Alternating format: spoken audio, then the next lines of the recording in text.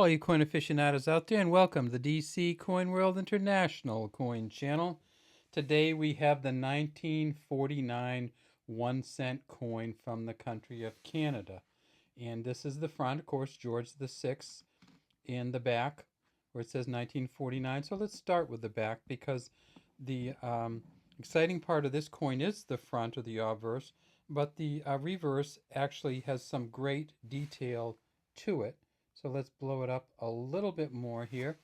And we see that it has a kind of a toothed outer rim. These are not beads. They actually are more gear-like where they actually attach. At the top of the coin, it says 1 cent. And we see these maple leaves in the sprig. And we see this little button here that we look for in these Canadian coins. Sometimes that's a little bit worn. Sometimes you can't see that very well. But I always look for that little button there between the branches. And then we have the year here, 1949.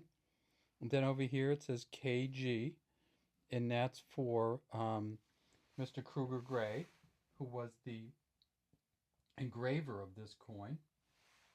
And when he did this coin, I mean, this coin has just lasted for years and years, this beautiful kind of back design. George Kruger Gray is his name, and you have a right there, it says KG, and then underneath it says Canada.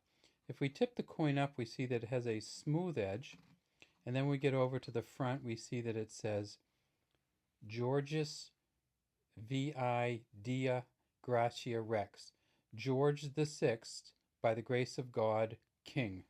And if we look right underneath the neck on this particular portrait, we see that there's some initials there too, and that's because this is a famous Thomas Humphrey Paget engraving of George VI.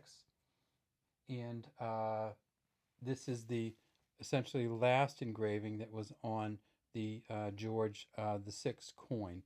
And this is a beautiful engraving. See how my pen changes the light on here, so it kind of makes it a nicer color. I'm not sure why it does that, but that's kind of a cool thing. But here's what's important on this particular coin, and that is you look up at this A. And if you can see the A here, see how the end of the A points right between, kind of right between two of these, what they call denticles. What you want on this coin, if this coin is probably worth about $1 US, maybe a little more. And you can look on the Coins in Canada or the Numista website if you want to get a good price on it. But the Coins and Canada is probably the best website for people who really look for Canadian coins. And so you see that A goes into the middle. Now this is the one you want to look for because this one's worth about $7. And see how the A goes straight to that denticle there? It points straight to the line. And this one, I don't know if you can see it as well, but this one points between the two. They almost tip up a little bit. This one points straight at it. So this is, and Coins in Canada, this would be about a $7 coin Canadian. And this would be about $1.50 coin Canadian.